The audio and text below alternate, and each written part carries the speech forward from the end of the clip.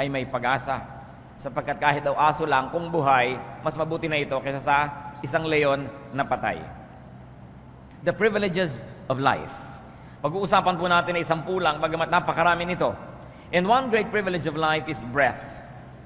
Hininga, paghinga.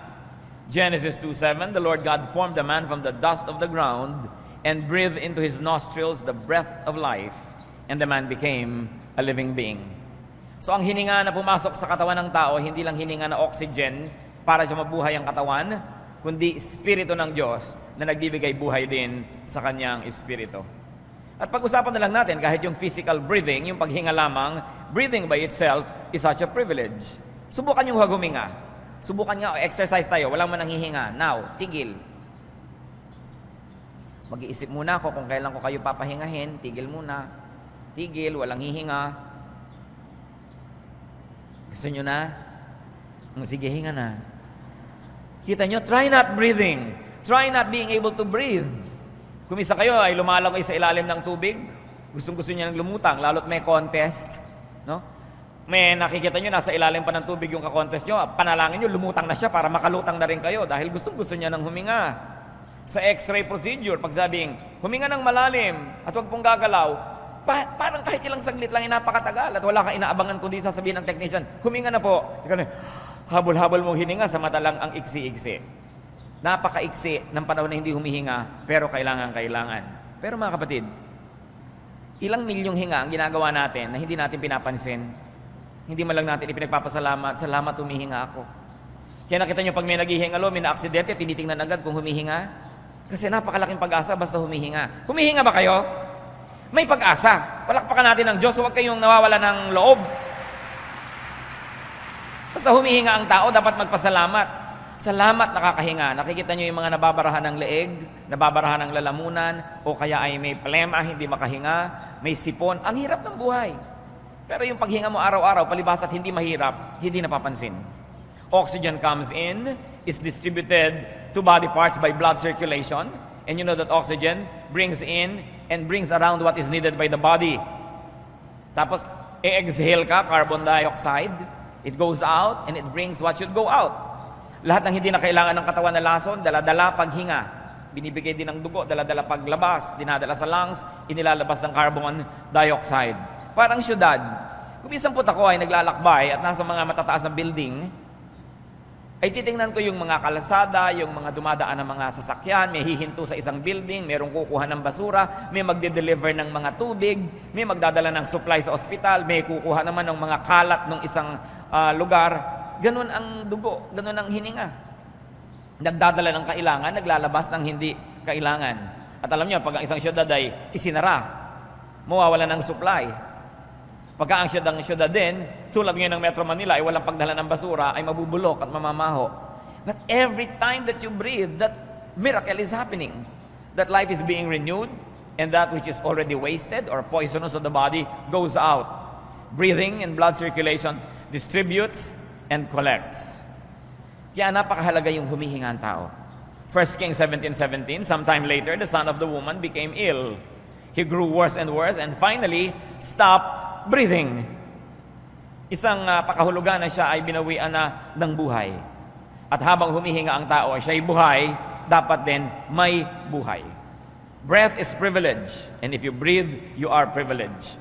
Be thankful whenever you breathe. And enjoy breathing. Libre yan. Isa yan sa mga pinakakailangan ng tao, pero libre. Hindi nagtataas ang presyo ng hinga. Bagamat kung minsan ay kailangan mo ng oxygen, baka yun pa. Pero gaano karaming tao nangangailangan yan at gaano kadalas. Pero libre ang hinga. Huwag kayo nagre-reklamo sa buhay. Ang dami-daming libreng mahalaga. Another privilege of life that we take for granted is sight, vision. Yung nakakakita ka. It is an all-important privilege to see. To see, to behold, to enjoy even distant objects. Nakita niyo po ang himala ng mata at himala ng pagkakakita ng mata? Kahit ang layo ng ulap, nakikita niyo. Kahit ang layo ng buwan, kahit ang layo ng mga bituin, ang layo ng nararating ng mata. Tapos lalagyan pa tayo ng binoculars, mga teleskopyo, lalong lumalayo ang naabot ng mata. At subukan niyong pumikit kung hindi lalong malayo ang naabot ng inyong paningin. Akala niyo ba ang bulag ay bulag? Kuminsan kinakailangan tayong pumikit para makakita ng higit lalong malinaw at higit lalong malayo. Pagka pumikit kayo, nakikinig kayo ng dula, ang ganda-ganda ng boses ng lalaking, iniibig kita, Laura. Iniisip mo, ang gwapo-gwapo, pag nakita mo sa personal, yung ang gagandang mga babaeng mga boses, kasi hindi mo nakikita, therefore napipili mo kung anong gusto mong makita. Kaya yung pati kawala ng visual sight is also freedom. Because now, your imagination is your limit. Kaya mas makapangyarihan ang radyo kaysa TV. Pag sinabi sa radyo na sa dula na, nakikita mo ba ang bundok-bundok ng mga ice cream na yan? Di ba ang ganda-ganda imagine, pero pag pinakita sa TV, sabi, karton lang, halatang-halata, karton. Kasi nalilimit ka ng mata. Pero pag bumikit ka, ang layo ng iyong nakikita. And you know the privilege of sight? Nakikita natin kahit yung hindi nakikita ng naked eye through the microscope. Yung nasa kaloob-looban ngayon ng inyong atay na sisilip, napapasok ng camera ang loob ng inyong puso para malaman ko anong bara doon. At ang laser, nakikita niya yung nasa loob ng inyong tiyan. Through even ultrasound, malalaman mo na babae ba o lalaki yung ipinagdadalang tao. Napakalayo ng naabot ng mata ng tao. At yung nakakakita tayo, dapat tayong pasalamat. Dapat magpasalamat. At napakarami, higit lalong malaking porsyento ng mga tao, nakakakita yung mata nila. Tapos magre-reklamo pa, sabihin pa, ang pangit naman ng view. Nakakawalang gana ang buhay ko. Paglabas ko, tingin ko sa bintana, pusali ang nakikita ko. Pasalamat kayo, nakakakita kayo ng pusali. Dahil nakakakita kayo. No? Pagising mo sa umaga, makikita mo yung asawa mo, pasalamat ka. No? Kahit kung minsan hindi ka nais-nais ang nakita mo, mabuti ka, nakakakita ka pa, at may asawa ka. Matthew 13:15, but blessed are your eyes, because they see. Siyempre, spiritual ang ibig sabihin dito, pero maiintindihan mo ba yung spiritual value kung hindi mo na ma-appreciate yung physical value of seeing? Try not seeing. Ewan ko sa inyo kung merong susunod sa aking panukala. Subukan nyo, mula pagkatapos ng ating service ngayon, pumikit kayo hanggang makalabas kayo dyan. Pumikit kayo hanggang makarating kayo sa bahay. Kung makarating kayo. At nang malaman natin, salamat. Kung nakakakita ako, dapat ako magpasalamat sa Diyos. Sinong papalakpak sa Diyos dahil nakakakita siya? Salamat! Kahit hindi nyo laging gusto ang nakikita ninyo, yun lang nakakakita, ipinagpapasalamat yan. Luke 6:39, He also told them this parable. Can a blind man lead a blind man? Will they not both fall into a pit? So napakahirap yung hindi nakakakita. Lalo't ang mga munguna sa iyo, hindi rin nakakakita. Pero kung sakasakali na hindi ka nakakakita physically, ipagpasalamat mo kung merong sa iyong umaakay na nakakakita.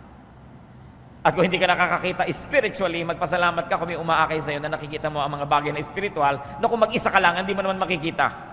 Pero may umaakay sa iyo, minsan hindi mo maintindihan itong simpleng verse ng Bible, may nagpaliwanag, lumiwanag, pasalamat ka at may umaakay sa iyo. Kaya magpasalamat din tayo para sa mata ng iba, kahit hindi natin mata, dahil nakikinabang din tayo sa kanilang mata. Vision, seeing, is privilege. If you can see, you are privileged and you should be thankful. Enjoy seeing and looking. Libre yan. Libreng tumingin sa ulap. No? Libreng tumingin sa sunrise and sunset. Libreng tumingin sa rainbow. Libreng tumingin sa magagandang mga dahon. Libreng tumingin kahit sa pinakamagagandang babaeng gumastos ng kutakot-takot para gumanda. Pagtingin niyo sa kanya, libre. Napakaraming magagandang bagay na libre sa buhay. Hindi niyo laging kailangan ng pera para makakita ng kagandahan sa buhay. And another privilege of life is touch. Para mga basic lesson ito sa senses. Bakit po natin pinag-uusapan ito? Kasi common. But because of their commonness, we ignore them. The blessing of texture. The blessing of being able to touch shape and even temperature. Because to touch is to connect. To touch is to feel and to be felt. Luke 6:19, and the people all tried to touch him, meaning the Lord Jesus, because power was coming from him and healing them all. Hinihipo nila ang Panginoon sapagkat nararamdaman nila na may kapangyarihan na nagmumula sa kanyang lumilipat sa kanila pagka nahipo nila at sila ay may pananalig. The ability to touch and being touched is a great privilege. Paminsan-minsan nagagalit ka because there are people na who are touching you that you don't want to touch you, where you don't want to be touched probably. But that is rare. Most of the time, we should be thankful that we are being touched. Kasi pagka nagtatouch ang mga tao, there is energy that transfers. At kung nagmamahal sa'yo, yung humihipo sa'yo, may sakit ka, hinahaplos-haplos ka, daig niyan ang malalaki at mabibisang mga chemical na gamot kung ikaw ay hinihipo ng isang tao nagmamahal sa'yo. Sapagkat mayroong kapangyarihan ng pag-ibig. At ang pag-ibig na yun ay naililipat pagka hinihipo ka na nagmamahal sa'yo. Try not touching. Nakita niyo yung dramatic na mga pelikula na bibitayin ng isang ina o ama, tapos magdadatingan ng mga pamilya, tapos may salamin, hindi sila makapaghawakan ng kamay man lang. Kahit lang yung mga image lang sa salamin nila, they try to pretend to be touching because you want to reach out. Try not being able to touch. Or maybe you would like to say, try not being able to text. Kasi texting is touching. Kahit ang layo-layo, di ba? Yung kumain ka na ba? Natatouch ka naman. Kung gusto mo yung nagtatanong. Kung ayaw naman sa nagtatanong, naiinis ka dahil na-touch ka ng ayaw mo mag-touch sa'yo. Na-touch ka sa lugar na ayaw mong ma-touch ka. Try not being texted at all. Kapag mga 2 oras lang hindi nagbibip yung text, yung yung cellphone, tinitingnan. Tumutunog na nga kung may caller o may text, kahit hindi pa tumutunog, tinitingnan pa. That's how much we like to be touched. No? Kaya napakahalaga yung touch. Kaya ang i-describe yung mga useless religious idols sa Psalm 115 verse 7, they have hands but cannot feel. Yun daw ang kawalang kabuluhan ng mga Diyos-Diyosan. Whenever you can touch, be thankful. And whenever people try to touch you, you should be thankful that at least people like to touch you, though you may not like to be touched. Another source of power, another great source of happiness na libre sa tao. Lalo't meron kayong mahal sa buhay, hinahawak-hawakan yung kamay ninyo, kayo ay medyo hinihimas, tinatapik-tapik, isang malaking pagpapala ang ganyang bagay sa buhay. Once more, libre. And what about the privilege of taste? Yung tayo ay may panlasa. To enjoy taste, to benefit from the signals and warnings of taste. Subukan yung may kakainin kayo, biglang, ay, panis, nalasahan yung panis. Di ba't di nyo lululunin? Kasi nalasahan nyo. Pero kung hindi nyo nalalasahan yun, makakakain na kayo ng lason, nalulun nyo na bago nyo nalaman. Kaya pagka meron kang natikman na sobrang alat, sobrang asim, sobrang tamis, pwede mo yan i-reject. We've got to thank God for the ability to determine, to enjoy, and to reject taste. Job 12:11, does not the ear test words as the tongue tastes food? Tinitikman, inaalam. Mabutit may panlasa. Alam niyo po, lalo kung ako ay magsasalita sa public places at ako kailangan ko lagi na to wet my mouth, my tongue, my throat, inaabutan ako ng tubig. Nung minsan may nag-abot sa akin, pag dapo sa bibig ko ng nilulun ko, hindi ko pa nilululon, kerosene. Kerosene. Mabutit hindi ko nilulun agad. No? Siguro kung may nagsindi ng posporo, paghinga ko, bubuga ako ng apoy. Palakpakan siguro ang mga tao, himala. Pero gaas. Kaya binabantayan na ngayon kung sino nag-aabot sa akin ng tubig. Baka mamaya kung ano naman yun. Pero natitikman. At dahil natitikman mo, pwede mong ilulwa. Maraming bagay sa buhay in a spiritual way, natitikman dapat bago lulunin. Tinitingnan mo muna kung dapat at karapat-dapat. Anong ngayong blessing, mga kapatid? If you have taste as to enjoy food, as to have good appetite. Subukan nyo na hindi na tumitikim o subukan yung walang lasa ang lahat ng bagay. Yung wala kayong panlasa, walang lasa ang pagkain, walang sarap, many people get depressed. Isa po yan sa aking mga observation na yung sobrang nagda-diet na de-depress. There is something about not eating well that depresses the spirit, that depresses the soul, the emotion. Kaya yung mga matatakaw, bihira ma-depress yan. No?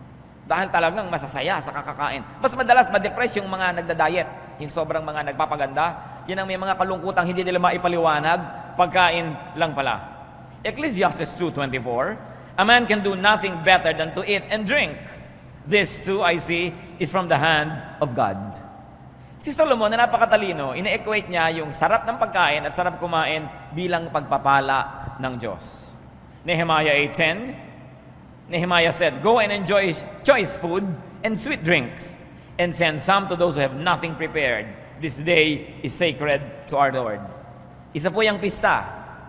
Maraming pista sa Biblia. Gusto ng Diyos, ipinagpipista siya eh. Pero sino ba naman nagkakainan sa piyesta? Hindi naman yung Diyos, yung mga tao. Pero ang gusto ng Diyos, pag naghanda ka ng masarap, magpadala ka doon sa hindi nakakayang maghanda ng masarap na pagkain. Yun ang tunay na pista. Subukan natin na wala tayong gana. Try fasting. Lalo't yung fasting is imposed on you. Sino sa inyo nakaranas na halimbawa na, meron kayong blood test bukas, may fasting ngayon, 12 hours. May fasting, 8 hours. Yung inom ka lang ng inom pagkagabi, ngayong nagfa-fast ka, parang napakalaking bagay na makainom. Tubig. Gusto mong uminom. Yung hindi mo pinapansin, kapatid, na nagkakape ka sa umaga o umiinom ng kung ano man, pag fasting ka, indang mo, kape. Gusto mo na, kunin nyo na ang dugo ko na makapagkape na ako. Sino sa inyo nakakaramdam ng ganyan? Patingin nga, marami. Yung mga edad na kasi kayo. Kaya kinakailangan ng i-blood test, kailangan ng kung ano-ano mga nararamdaman. Kaya yung nagkakaedad, nagmamature, tumatalino Nararamdaman mo kasi how it is to be deprived, how it is to be weak, how it is to be sick. Pero nakikita nyo, ngayon, kung hindi kayo nagfa-fast, dahil hindi naman kayo magkaka-blood test bukas, nagpapasalamat ba kayo sa Diyos ko, salamat po, nakakapagkape ako. Salamat, nakakainom ako pag nauuhaw ako sa gabi. Hindi na natin napapansin. Kaya kailangan nakakaranas tayo ng deprivation every now and then. Kaya yung mga Muslim, kakatapos lang ng Ramadan, fasting. Halos isang buwan. Ang katuroan nun ay para maramdaman nila ang gutom, para maging sensitive sila sa mga maralita at mga nagugutom. That is the spiritual meaning of it. Okay? How you apply it depends on you. But the point is, that is the purpose. Kaya rin tayo nag-aayuno. Hindi dahil mas ma-epektibo ang dasal ng nag-aayuno, para mas maging sensitive ka sa iba na nagugutom, na hindi nila choice. At pag naging sensitive ka na, nagiging mas mabuti ka, therefore, your prayer becomes more powerful. Because you become more truthfully grounded. Nalalaman natin yung katotohanan ng buhay. Gano'ng karami sa atin yung kakain, every subo, ang sarap. Thank you, Lord. Diba? Kahit na nilagang itlog at nilagang kamatis yan at may kasamang tuyo, ang sarap. Thank you, Lord. Hindi yung reklamo ng reklamo ang inaabot sa buhay. Of course, another sense, and we will stop here. Alam ka naman, ubusin natin yung mga senses. Smell is such a great privilege. To enjoy scent and aroma. To benefit from the messages of smell. Even what we call bad smell. Kasi pag bad yung smell, may warning. Gano'ng karaming bangkay ang diskubre dahil umalingasaw. Gano'ng karaming mga sirangipin ang nadidiskubre mo dahil may amoy. Gano'ng karaming sakit ng tao ang nalalaman mo dahil may amoy siya. So mahalaga rin kahit amoy na hindi mabango, kung yun ay nagsasabi sa atin na mayroong isang problema na dapat lutasin. But to be informed and to be warned by smell is a privilege. Gano'ng karami sa inyo, may susunog, amoy sunog, di ba? Nasaan? Hanapin nyo ang sunog. Dahil naamoy nyo na may nasusunog. Warning. To be stimulated and energized, healed, and soothed by aroma. Kaya ngayon, umuso na uli ang aroma therapy. Na nakakapagpagaling daw ang mga tamang amoy. Na nung araw, alam niya ng mga ninuno natin, bagamat hindi siguro laging conscious. Kasi yung mga amoy ng luya, naaamoy mo na yun pag nagpapaksiw ka, pagka meron kang niluluto. Ang mga babae no, laging may nakaipit na mga sampagita o ilang-ilang sa kanilang buhok. No? Aromatherapy yan. No? Yung laging may mahalimuyak, nagtatanim ka ng mga sampagita sa iyong durongawan, sa gabi may dama de noche, naaamoy mo. Yun ang aromatherapy. Magdaling gumaling ang tao pag nakakaamoy ng mga tama kasi ang amoy, diretso sa utak. Pagpasok sa ilong, utak agad dyan. And it already affects the brain and the blood circulation and everything. Kaya science na po yung aromatherapy, hindi lang yan luho. Talagang yung pipili ka, ano bang gusto mong lotion? Yung nakakapagpatalino, yung nakakapagpabait, yung nakakapagpakalma. Meron silang basis for that. Dahil inilagay ng Diyos sa lahat ng halaman, ang lahat ng gamot. Kaya aroma is important and the ability to smell is very important. Gaano ba naman kamahal, bumili kayo ng paso o kaya ay latang walang laman, lagyan nyo ng lupa at taniman nyo ng sampagita, ilagay nyo sa bintana nyo para nakakaamoy kayo ng bango. Meron kayong kaplasong lote, hindi nyo taniman ng ilang-ilang para wala kayong tigil ng kapipitas ng bulaklak na libre. Inilalagay nyo sa banyo, inilalagay nyo sa ulunan ng inyong mga kama, inilalagay nyo sa inyong mga mesa, ang bango-bango ng paligid. Song of Songs 1:3. Pleasing is the fragrance of your perfumes. Your name is like perfume poured out. No wonder the maidens love you. So ang pinag-uusapan dito ay isang lalaki na mahilig sa pabango. Ang bango-bango niya, kinahuhumalingan siya ng lahat ng kadalagahan. Sapagkat, syempre, makapangyarihan ng amoy, lalo sa mga Pilipino. Now, the tongue can detect and appreciate only 4 basic tastes. Ang nalalasahan lang talaga na ganap ng dila alat, pait, tamis, at asim. But the sense of smell gives flavor and nuance to the taste. Yun ang nagde-define gaano kaalat, gaano kaasim. Iba ang asim ng sinigang sa mangga, at ibang asim ng sinigang sa sampalok, ng sinigang sa kamyas, iba-iba. Nuance of taste. Tumutulong na doon yung pang-amoy. Try not being able to smell.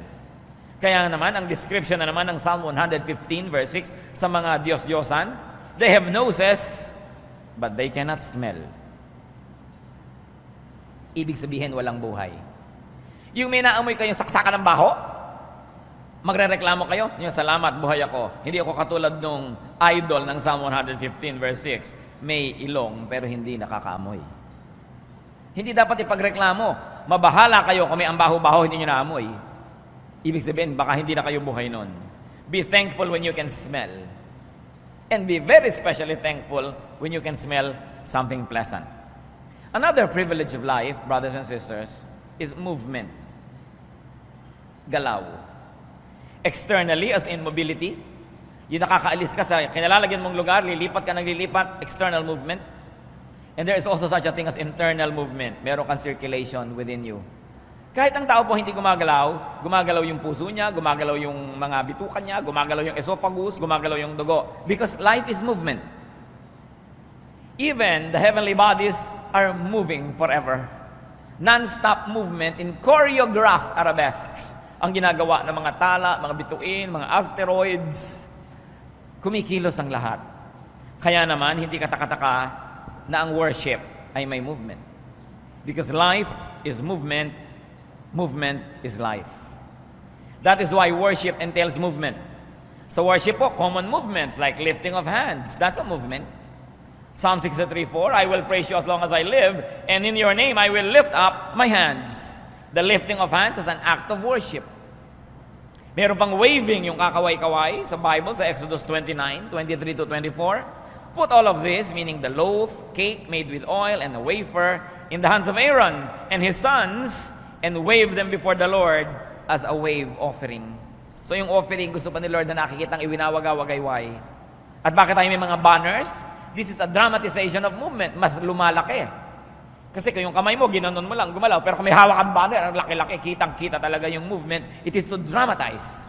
No? To exaggerate a movement so that it may be even more appreciated. In worship, there are various postures. May nagaganito na kamay, may nagtataas na kamay, may lumuluhod, may yumuyuko. All of that, as acts of worship, are sacred movements. That's why the ultimate movement of worship is dance. Psalm 149 verse 3, let them praise His name with dancing and make music to Him with tambourine and harp. So, dance is to movement as music is to sound. Yung sound lang yun. Walang arrangement, walang ayos. May sound, maganda. Pero inayos mo, nagiging music. May harmony, may balance, may symmetry. Yung movement, maganda. Pero inayos mo, naging dance. May kahulugan ng mga movements. May symbolism. A very high form of art, and definitely a very spiritual way to worship God, who is God of movement. 2 Samuel 6:14, David danced before the Lord with all his might. Ang lahat ay binigay na niya todo sa pagsayaw sa Panginoon.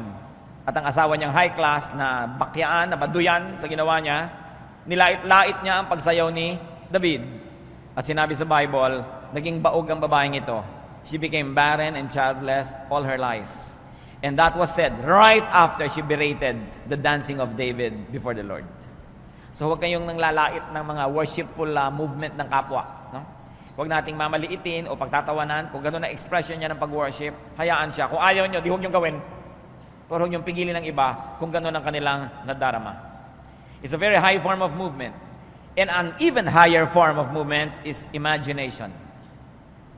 The movement of thought. Mental creativity is movement. Hindi lang po yung body ang gumagalaw, mas malayo ang gagalaw at napupuntahan ng isang malikot na diwa, isang isip na aktibo. 1 Chronicles 28:12, He gave him the plans of all that the Spirit had put in his mind for the courts of the temple of the Lord. So gagawa ng templo, kailangan ng architectural plans. Sino ang nagbigay? Ang Spirit ng Panginoon has put in his mind the plans that God wanted for the courts. So look at the Spirit as an active agent in creativity. Why do we include the mind in movement? Because the mind can move and go to places. Gusto niyong makarating sa tawi-tawi ngayon din, pumikit lang kayo at imagine ninyo. At nando na kayo. The mind can transcend time and place and other limitations. Meron akong gustong-gustong artwork na binili ko nung nakita ko sa isang exhibit. Isang babaeng bata na nasa slum area. Nasa bubong siya ng kanilang barong-barong. At yung gawa ng artist ay from the top na ipinapakita yung bata at yung mga bubong ng mga barong-barong na miserable. At nakaasta ang bata nito na para siyang lilipad. In other words, sa kanyang isip, sa kanyang diwa, lalampasan niya ang kahirapan na nagpipiit sa kanyang katawan. Napakaganda ng symbolism. Because the mind can dream. The mind can even daydream. Therefore, the mind can escape. Kahit ka pa nakakulong, nakakadena, nakagapos, kung iniisip mo na humihitit-hitit ka sa straw ng buko sa isang napakagandang dalampasigan, magaganap yon sa iyong kalooban. You can make your own reality inside your heart. 2 Corinthians 12:2-4, isa sa mga mahiwagang mga kwento sa New Testament. I know a man in Christ who, 14 years ago, was caught up to the third heaven. Whether it was in the body or out of the body, I do not know. God knows. And I know that this man, whether in the body or apart from the body, I do not know, but God knows, was caught up to paradise. He heard inexpressible things, things that man is not permitted to tell. Hindi ipinaliwanag ng sumulat ng Korinto kung anong kahulugan ito, pero meron daw siyang kilalang tao na nakarating sa paraiso ang kanyang diwa, ang kanyang espiritu. At di daw matiyak kung pati katawan ay kasali o isip lamang. Hindi yun ang point natin na siyasatin ito. Ang point natin, nalalampasan ng isip ang katawan. Nalalampasan ng espiritu ang katawan. The alert mind cannot be imprisoned. The alert mind cannot be limited. Libreng mangarap. At kung makakatulong sa inyo upang puksain at patayin ang pait, ang hapdi ng katotohanan, libreng mag-ilusyon. Walang nanliligaw sa inyo, pero ito yung pipikit ang inyong mata, iniisip nyo, pinagkakaguluhan kayo ng lahat ng lalaki sa balat ng lupa. Di ba sasaya kayo? Dahil nagkaroon kayo ng realidad sa inyong kalooban. Yan ang sinasabi natin na, kung hindi masyadong maganda yung nakikita mo, pumikit ka. Gumawa ka ng iyong realidad. Kaya yung pagkabaliw po, mga kapatid, bagamat sa ating ordinaryong pananaw, ay hindi ka ibig-ibig, kumisan ito'y napakagandang mangyari sa isang taong hindi na niya kayang dalhin ang totoo. Hindi na kaya, kumbaga sa bombilya siya ay mapupundi na. Sobrang taas ng voltahe. Hindi kaya ng wattage niya, mababaliw siya. Kaya kahit nakakalungkot, tawa siya ng tawa. Ano inyong iibigin? Na ang lungkot-lungkot niya dahil siya ay matalino o naloka siya, tawa siya ng tawa? Para sa kanyang sariling kapakanan, alin talaga doon ang higit na mainam? Bagamat sa tingin natin na outsider, dapat matalino siya at hindi siya dapat magkaganon. Pero may paraan ng Diyos ay pinoprotect niya ang mga tao sa hindi makayang dapat dalhin. Kaya nagkakaroon ng mga amnesia. Nagkakaroon ng mga temporary madness ang mga tao pag hindi makaya ang dala. Isa pong napakalaking pribilehyo na maaari ring takasan kahit man lang panandalian ang isang mahapdi, makirot at masakit na katotohanan, and you retreat into your innermost sanctum, your mind, your soul, where you can make your reality. Hindi maganda na araw-araw mabuhay ka sa ilusyon, but daydreaming helps a lot of people cope with reality. Hindi lang nga, dapat na yun na lang laging gawin mo sa buhay at wala ka nang gawin na practical na bagay para matupad ang gusto mong matupad sa buhay. Pero isa yan sa mga pribilehyo ng buhay. Kahit ikaw ang pinakamahirap na tao sa balat ng lupa, Sumandal ka lang sa isang pader at umupo ka sa isang balde. Pumikit ka at imaginein mo na ang yaman-yaman mo, ang ganda-ganda mo, nangyayari yon. You know how reality can happen if we allow it to happen inside our minds? Subukan nyo to. May mahal kayo sa buhay, malayo siya. Imagine niyo na siya nakikipag-ulayaw sa isang taong selos na selos kayo. Di ba kahit nangyayari no, hindi, bumibilis ang pintig na inyong puso, nagiinit ang punong taingan nyo, no? Nawawalan kayo ng ganang kumain at nag-aalala kayo, pero ini-imagine nyo pa lang yon. Pag nakita ninyo halimbawa sa cellphone niya na may text na kung ano man yon, inimagine mo na agad ang buong kwento kung sino to, ba't sila nagka-text ng ganito, galit na galit ka na. Yun pala, mis-sent lang, hindi kanya. Hindi totoo, pero nangyari na sa iyong puso. Kaya pwede niyong papangyarihin sa loob ng inyong puso ang mga bagay na nakakatuwa at pwede rin yung mga bagay na nakakainis. It's all up to you. Kung ano ang inyong i-imaginein sa buhay. The mind can even be the agent of spiritual transformation. Kaya napakalaking pribilehiyo na pwede mag-isip.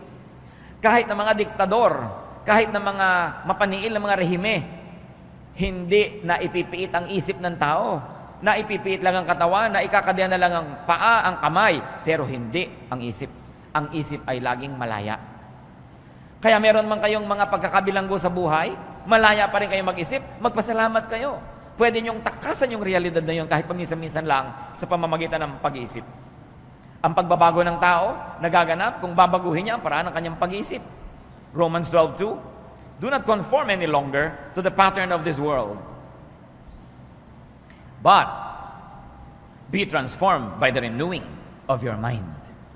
Pag binago ng tao ang paraan ng kanyang pag-iisip, magbabago ang kanyang buong buhay. Pero anuman ang pagtatangka ng mga nasa paligid na tulungan siya magbago, kung sa kanyang isip ay di pa siya nagpasyang magbago, walang mangyayari. Kaya kung minsan may lalapit sa akin, Pastor, counselin niyo naman po yung anak ko para magbago. Gusto po ba niya? Ayaw po. Huwag niyo na ipa-counsel sa akin, walang mangyayari. Ang kakounselin lang natin yung gusto, pero hindi malaman kung paano siya magbabago o kailangan niya ng tulong para magbago. Pero hindi ko siya kailangan kumbinsihin magbago siya. Hindi na kukumbinsi ang tao, kailangan magmula sa kanyang kalooban. Kaya mga naninigarilyo, kahit anong ibigay mo dyan ng mga tulong, kung sa kanyang kalooban, hindi siya nagpasyang tumigil, hindi rin yan mangyayari. Pero kung siya mismo nagpasya, walang makakapigil na tumigil siya. Yan ang ibinigay sa atin ng Diyos, mga kapatid, na tayo ang nakapangyayari sa ating kalooban. Tulad ng pinitas ni Eva ang prutas, kinain niya, kumagat din si Adan, kinain din, kalooban nila eh. Kaya ang pinakamalaking challenge sa atin, yung ilagay natin sa tama ang ating kalooban. Pag naiinis tayo, anong ginagawa natin? Mas iniinis pa ba natin ang sarili natin o binabaliktad natin para mawala ang inis natin? Nagagalit ka na, maghahanap ka pa ng lalong ikakagalit. Hindi lalo ka nagkagalit-galit. Anong gusto mo, magalit o gusto mo bang humupang yung loob? The mind has the freedom to do this. And it's a privilege because no person, and God, even God, does not interfere with the way you think. Kaya po sabihin ng Diyos ko, baguhin niyo po ang pag-iisip ng ganong kapwa. Hindi ginagawa yun ng Diyos, sayang yung panalangin. Kasi ibinigay ng Diyos ang kalooban sa tao, ang tao ang namimili kung anong kanyang iisipin. Pwede lang ang Diyos at pwede tayong tumulong para yung tao mahimasmasan, makakita ng katwiran, pero hindi binabago ng Diyos ang utak ng tao. Alam niyo kung bakit? Kasi kung binabago niya, edi kasalanan niya lahat ang hindi nagbago. Dahil ba't di niya binago? Hindi niya binabago ang tao. Ang tao ang magpapasyang magbabago. So it's a privilege that our minds can move. It's a privilege that we should always appreciate. Isa pa pong problema ng buhay is humor and laughter. Yung may sense of humor ka, galing na privilege yan. Kung ang napangasawa ninyo ay mahirap pa sa daga, pero may sense of humor, ang totoo mayaman kayo nun. Yung napapatawa kayo, kahit pinag-aagawan niyo ang ulo ng sapsap, napapatawa kayo, feel rich because you are. Laughter celebrates happiness. Laughter can balance sadness, and laughter can anesthetize from pain. At ito po ay sinusuportahan na ng maraming mga pag-aaral na scientifico na yung pagtawa, yung sense of humor, nakakapagpagaling ng sakit. Kaya kung may dalawang may sakit, halimbawa pareho kayong nabarog yung ulo nyo, na parehong may bumaong asarol hanggang kaloob-looban ng utak nyo, dalawa kayo. Yung isa, palatawa, palabiro, at yung isa sobrang seryoso, mas mabilis gagaling yung palatawa. Pinatunayan ito ng maraming mga pagsubok nila sa maraming mga clinical tests. Bagamat sa science, hindi nyo ginagamit yung word na pinatunayan because science is dynamic. Sasabihin nyo lang, well, it is supported by evidence so far na ganun talaga ang nangyayari. But the point is, kung merong dalawang tao, yung isa may humor, mas magsusurvive yung may humor. Kaya sabi nila, laughter is the best medicine. Kaya kung ubod man kayo ng hirap, di kayo nakakabili ng mahal-mahal na gamot, pinakamura pa rin ang gamot sa Pilipinas dahil tayo sobrang masasayahin mga tao. No? Kahit ano na lang, ikinatutuwa, tawanan, may nagkuku, may mga lobo, may mga nagtitinda, may stage show. Ang saya-saya ng bayan na ito. So, mura ang gamot dito. Yung gamot na likas sa tao. Pero mabuti rin kung mapamura siyempre yung mga chemical na gamot na binibili natin. Psalm 126 verse 2, our mouths were filled with laughter, our tongues with songs of joy. Then it was said among the nations, the Lord has done great things for them. So nakakakanta daw ang mga Israelites, nakakaawit at sinasabi ng ibang bayan, aba, pinagpapala sila ng Diyos. Ito siguro ang isa sa mga ibig sabihin ng mga gumagawa ng mga awit na ang Pilipinas ay pinagpala ng Diyos. Kasi kung tingnan mo naman, sabi, nasan? No? Ang dami-daming gulo, ang dami-daming kahirapan. Pero yung ating capacity to be happy, our humor, pagpapalaya ng Diyos. Ecclesiastes 3:4 says, there's a time to laugh and a time to dance. And compared with many cultures around the world, mas marami dito sa Pilipinas, time to laugh and to dance. Hindi na naubos ang festival dito. May festival ng lechon, may festival ng langka, may festival ng butong pakwan, may festival ng mga maskara, may festival ng mga bakya at salakot. Basta kahit ano na lang na rason, magka-excuse lang mag-festival ng mga Pilipino. Hindi na ubusan ng party. Masaya ang buhay. Imagine a humorless life and imagine a humorless personality. Job 9:27, I will forget my complaint. I will change my expression and smile. It's a decision. You may not do that, but will you solve your problem if you frowned? Sa palagay niyo po ba, lalapit sa inyong biyaya kung nakasimangot kayo? Nahihirapan kayo at nasasaktan, tapos tiklop-tiklop ang mukha nyo? May matutuwa ba? Wala rin. So if laughter is the best medicine, then the Philippines is a haven for cheap medicine. Ang yaman-yaman ng mga Pinoy. At napakapalad kasi laging nakatawa. Kahit mahulog sa bus, nakatawa. Kahit maipit ng electric fan, nakatawa. Kahit na nakakahiya, ang pagsagot natin sa hiya, tawa. Yung napahiya ka, tatawa ka. No? Napakalaking blessing yan sa ating nasyon. Hindi naman na ituturo sa bata yon. Likas. May pumuputok na bulkan, tatawa. Yung lahat na, may nahubuan bigla, di ba nakakaya yun? Tawanan. It's always the tendency. Try not laughing at all. So nakikita nyo, simple joys, shallow pleasures, yan ay blessing. Genesis 21 verse 6, Sarah said, God has brought me laughter, and everyone who hears about this will laugh with me. No? Pag natatawa, pag nakakatawa, pasalamat, dahil yan ay libreng gamot. Napakarami nating dapat ipagpasalamat. Kung minsan nilalait mo pa yung mababawang kaligayahan. Mabuti nga mababaw, madaling hukayin, madaling sumaya, sapagkat ang happiness naman isa sa mga goals of life. Kung masaya na siya, kahit hindi siya nakapasa sa board, bakit mo siya aagawan ng kanyang kaligayahan? Sa natutuwa siya. No? And another privilege of life is love. Loving, being loved. Siguro pag nagpataas akong kamay, baka naman konting-konti, and I hope wala, na magsasabi man lang ditong wala man lang nagmamahal sa kanya. At kung talagang walang nagmamahal sa inyo, siguro wala kayong aso. Dahil kung talagang wala nang magmamahal sa inyo, mag-alaga kayo ng aso, a dog will give you unconditional love. The dog is the only personality in your house that is always happy when you come home. Always. Hindi kayo sinisimangutan, hindi kayo dinededma, hindi kayo ini-ignore ng aso. Lagi siyang happy pagdating nyo. Subukan yan. Asawa nga, hindi lagi eh. Di ba? Hindi lagi. Lalo't busy-busy, may ginagawa. Sana mamaya pa siya dumating. No, pag dumating ka, ako naabala ang ginagawa ko. Nag-aayos ako ng cabinet. Ito na naman, hingin na naman ng kape. No? Hindi naman laging masaya, kahit mga anak, hindi naman laging masaya dumadating ang magulang, lalo may ginagawa kabulastugan. No? Mamaya pa sana dumating, o tamaan pa sana yung bakasyon. Pero ang aso, laging masaya pag dumarating kayo. So kung desperado na kayo at wala na talaga, aso. Pero, may nagmamahal sa inyo, may aso pa kayo, doble ang kaligayahan nyo sa buhay. 1 John 4:8, whoever does not love does not know God, because God is love. So ang mga Kristiyano, nakakaramdam ka ng pag-ibig kahit walang personal object ko minsan. Dahil nakikipag-ibigan ka sa Diyos. And love makes everything more beautiful. Yung walang kakwenta-kwentang panyo, pag ang nagbigay sa inyo, mahal nyo sa buhay, gumaganda ang panyo. Yung walang kakwenta-kwentang bagay, kung siya ang kasama nyo, kahit nakasakay ka sa Ferris wheel na hindi umaandar, masaya kayo kasi mahal nyo ang inyong kasama. Love makes color more vivid. Love turns sound into music. Even when you dream, if you're in love, you dream in color. No? Kaya, ang sound THX, pagka kayo ay umiibig. 1 Peter 4:8, above all, love each other deeply. Because love covers over a multitude of sins.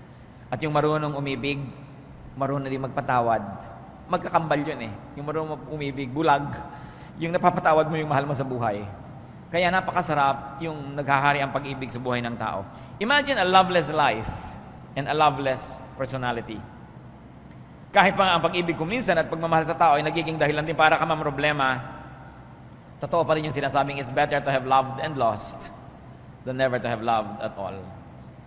At ang pinagtatampo ng Diyos sa isang church sa Revelation 2:4, yet I hold this against you, you have forsaken your first love. Yan ang hinanakit ng Diyos sa church na ito. Hindi mo na ako kamahal ngayon tulad ng dati. Dati hat na hat ka sa pag-ibig sa akin, ngayon nanlamig ka. If you can love, if you are loved, be thankful. Enjoy it and love even more.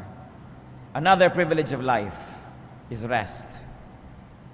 Respite, break, pahinga. Rest not only draws one away from toil, but also re-energizes for life. Rest gives perspective, clarity, and wisdom. Yung nagpapahinga matapos mapagod, I don't mean yung laging nagpapahinga kahit hindi pagod. Ha? Yung nagpapahinga matapos mapagod, mas lumalalim ang pagkatao, mas lumilinaw ang pananaw sa buhay, mas tumatalino. Sapagkat sa pagpapahinga natin na po proseso ang mga bagay-bagay, doon na pagdudugtong-dugtong ang mukhang di magkakadugtong ng mga katotohanan. Sa papamahinga, you receive clarity of vision. Kaya maraming enlightenment nangyayari sa pagpapahinga. Kaya mahalaga po yung pahinga. Hebrews 4:4, and on the seventh day, God rested from all His work.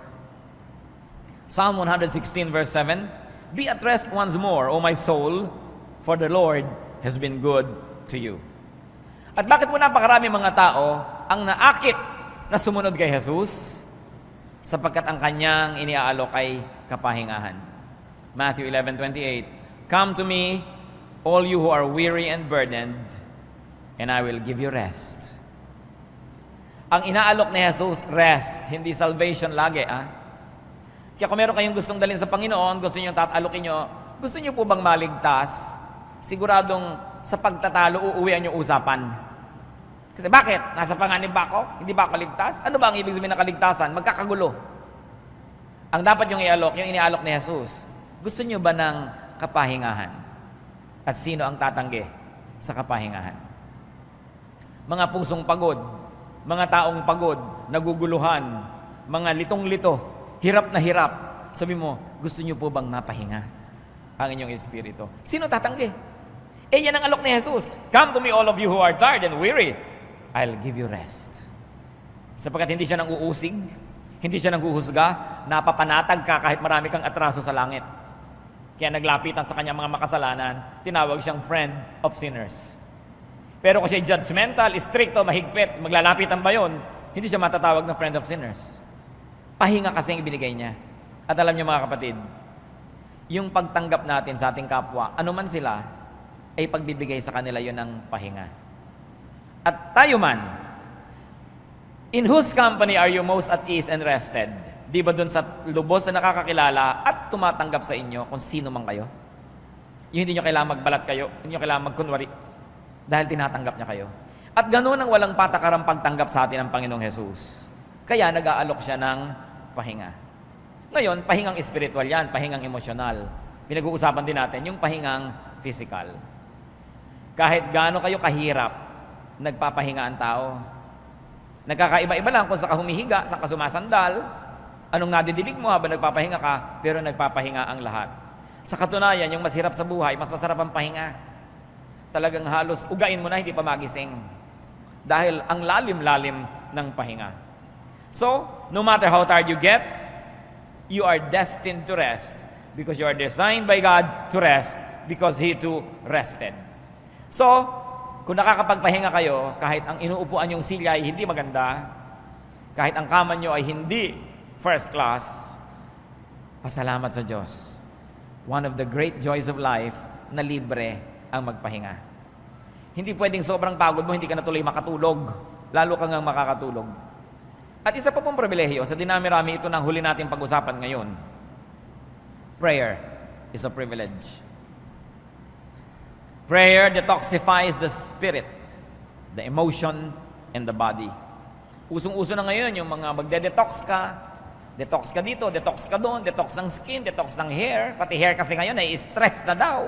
No? So, detox ng iyong talampakan, detox ng iyong kuko, lahat. Pero may detox ang spirit. Prayer. It detoxifies. It lets poison out.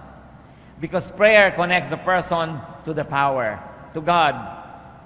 Prayer becomes a channel of strength and power, a channel of revelation and healing and blessing from God. And also, prayer enables a person to transcend his or her circumstance. 1 Thessalonians 5:17-18, pray continually, give thanks in all circumstances, for this is God's will for you in Christ Jesus. And what's important? Everyone can pray. Bulag ka man, pipi, paralyzed, you can pray. Everyone can pray anytime and anywhere. And everyone can pray for anything.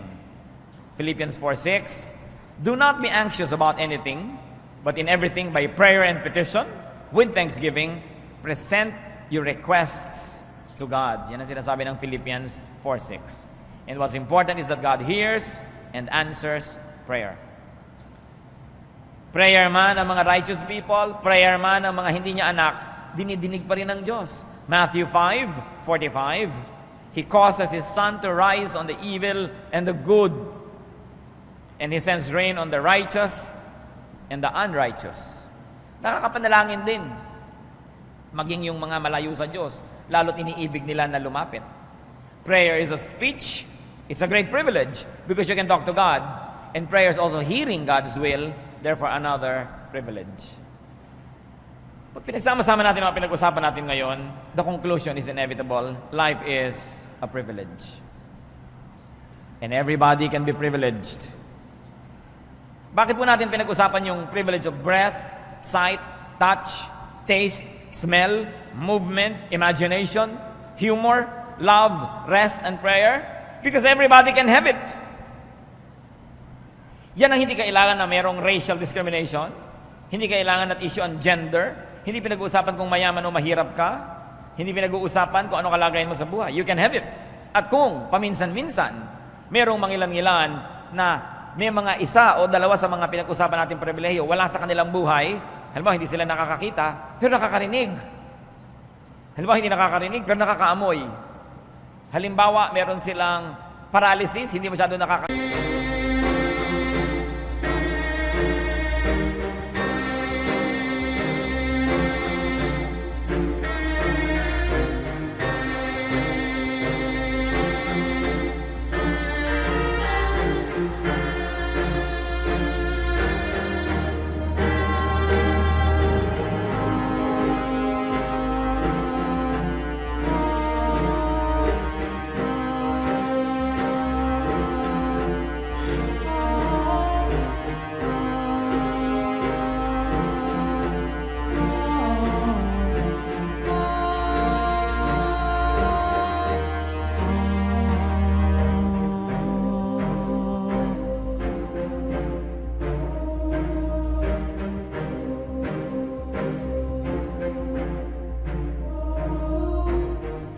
pero nakakagalaw ang isip, at nakakaamoy, at nakakapagsalita. Hindi naman nangyayaring lahat ito'y wala sa isang tao. Bihirang-bihira. Kadalasan, lahat ng ito ay nasa isang tao. So ba't natin pinag-uusapan ito mga kapatid? We should learn to be contented and happy. Philippians 4:11 to 12. I have learned to be content, whatever the circumstances. I know what it is to be in need, and I know what it is to have plenty.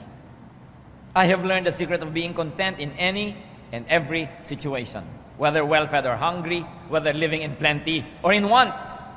Natutunan na daw niya na ipagpasalamat ang anumang kalagayan. So count your blessings, count your privileges, brothers and sisters.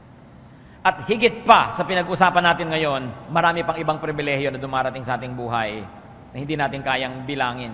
Ang pinag-usapan lang natin yung basic na lahat ng tao under normal circumstances ay meron.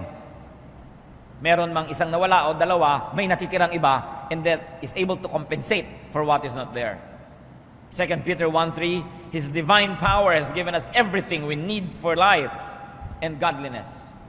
So kung kayo man kuminsan ay nabibigo, nalulungkot, do not wallow in self-pity. Do not wallow in envy of others. Do not wallow in complaints and sadness. Huwag kayong mahabag sa sarili. Huwag kayong mainggit. Huwag kayong reklamo ng reklamo. At huwag kayong magluksa. Focus on your privileges. Dwell on your privileges and enjoy them. Napakaraming libre sa buhay. Hindi kailangan lagi ng pera. Sasabihin iba, kada kilos ngayon kailangan ng pera. Hindi totoo. Pag tumitingin ka ba sa buwan, kailangan mo ng pera? Diba? Pag lumalanghap ka ba ng hangin, kailangan mo ng pera? Pagka ba naliligo ka sa ulan, kailangan mo ng pera? Hindi yun totoo. Isang sobrang careless generalization, yung pag-equate sa pera sa happiness. Napakaraming bagay na may pera ka man na hindi mo mabibili sapagkat binigay ng Diyos ng libre. Ecclesiastes 11:8, however many years a man may live, let him enjoy them all the years. Therefore, love life. Huwag niyo ireklamo ang buhay, huwag niyo problemahin. Love life. Love your breath, love your sight, love your vision, love your ability to move. Ecclesiastes 9:9, enjoy life with your wife, if you have one, whom you love all the days of this life that God has given you. Live life. Yung buhay, ipinamumuhay yan. Hindi nilalagay sa aparador, sa estante, sa freezer. Kailangan patuloy yan na aktibo. Ecclesiastes 6:6, even if he lives 1,000 years, twice over, but fails to enjoy his prosperity, it is nothing. Kailangan ang buhay ipinapamuhay. Nagluluksa tayo mga kapatid, yes. Pero may hangganan ng pagluluksa. Kaya kahit sa ating mga kaugalian, 1 taon lang yan at most, kaya may laglag luksa. May babang luksa. Hindi ka pwede magluksa forever. Kung meron kayong minamahal sa buhay, na binawian ng buhay, ipagluksa ninyo kung kailangan, but you must go on with life. Hindi pwedeng patayin nyo na rin na inyong sarili dahil meron kayong mahal na namatay. Sapagkat marami pang nag-iintay na inyong pagmamahal at marami pang magmamahal sa inyo kung muling bubuksan ang puso. Mahawi man ang ulap. Mangyayari ang mga bagay na yan. Yung mga hanggang sa dulo ng walang hanggan. Pag sumukabilang buhay na lang uli kayo, makipag-fellowship sa sumukabilang buhay na. Pero nandito pa kayo, ibig sabihin, gusto ng Diyos mabuhay pa kayo dito. Hindi ko minamaliit ang lungkot natin kuminsan na meron tayong mga mahal sa buhay na umuuna na. Pero ipagluksa ng may hangganan. Sapagkat ang buhay ay dapat ipamuhay. Life must be lived because it is a gift of God. It must never be spent in mourning forever. Meron tayong Diyos at dapat nating maalala yon. Pwede tayong mabuhay kahit may kulang. Tulad ng binanggit natin, hindi naman lahat kasi nakakakita, meron hindi sighted, bulag. Pero tuloy ang buhay. May mga pulubi nga, pag binigyan mo pa ng pera, tinitignan pa kung malaki o maliit. Nalalaman pa. Ano? At ang tatalas ng tainga, yung hindi nakikita ng mata nila, nakocompensate ng pandinig. Ang tatalas sa mga pakiramdam. Iyabag mo lang, kilala niya kung sino dumarating. May compensation yan. Hindi ka man nakakarinig, meron ka namang mata. Hindi ka man nakakapagsalita at ikaw ay pipe, nakakapagsulat ka naman, nakakakilos ka, you can communicate. Bagamat hindi naman siguro natin gusto maging ganon, pero kung ganon ang nangyari, alangan naman buong buhay ka nalang magreklamo, magmukmuk at tanggalan mo ng kaligayahan ng iyong buhay. Kailangan ka mag-adjust. Because life must be lived. Learn from the starfish. Alam niya na pag-aaralan natin sa grade 4 biography, kung hindi kayo absent nun. At saka sa second year high school biology na naman, Ano yon? Yung starfish, di ba 5 ang kamay niyan? Para siyang parol. Subukan mong hawakan yung isa, o kaya kulungin mo siya, o kinagat ng kung sino yung isa, ang gagawin niya, tatanggalin niya yung kamay na yon at lalangoy na siya palayo, 4 na lang ang kanyang kamay, kesa naman malulon siya ng buo. Mamaya may tutubo na naman siya isang kamay. At kung wala man tumubo, di ba masarap mabuhay na 4 ang kamay kesa nalulong ka buo? So kung tayo may nagiging starfish, live and learn from the starfish. Kahit kulang, pwedeng mabuhay ang tao. Bihira naman tao yung kompleto eh. Halos lahat may kulang. Nagmumukha lang silang kompleto kasi tinitingnan natin sa kanila yung wala tayo. Nagmumukha tayong kulang kasi yung wala sa atin ang lagi na lang nating inuungot-ungot, hindi natin tinitingnan kung ano yung mayroon tayo. The starfish lets one arm go in order to avoid a permanent entrapment. We can also do that. Do not be entrapped. Do not be imprisoned. Do not be held a prisoner because you want to keep all of your arms. Sometimes you have to let go so you can be free. Swim away from harm and from sorrow and get on with life. Learn from the 3-legged goat. Noon pong kami mga bata, sa tapat ng bahay namin, ay may lagi mga dumadaan na isang pangkat ng mga kambing. Dinadala ng may-ari sa bandaron para pakainin, kung ano man ang ginagawa nila, hindi ko na alam. Araw-araw dumadaan yon. At nanganak ang kambing na ito. Alam niyo, isang anak niya, 3 lang ang paa. Awang-awa ang lahat, bakit 3 lang ang paa ng kambing na ito? Pero this kambing never made a big deal out of it. Kasama siya lagi. At pinakamabilis pa siyang tumakbo. Katakataka. At lumusog siya ng lumusog. At ngayon, sumakabilang buhay na silang lahat. Dahil ang tagal na nun eh.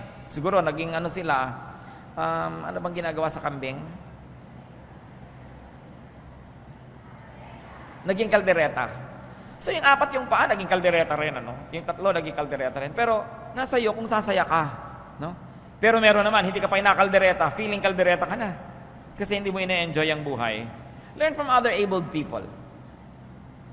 Tuloy din. Alam nyo, mga galawgaw na mga tao, mga kilala ko, kung saan-saan nagpupunta, mga bulag. Kung saan-saan nakararating, nandito ka rin. Paano ka nakarating dito? Sabi ba lang kayo lang makakarating dito? Kung saan-saan nagpupunta.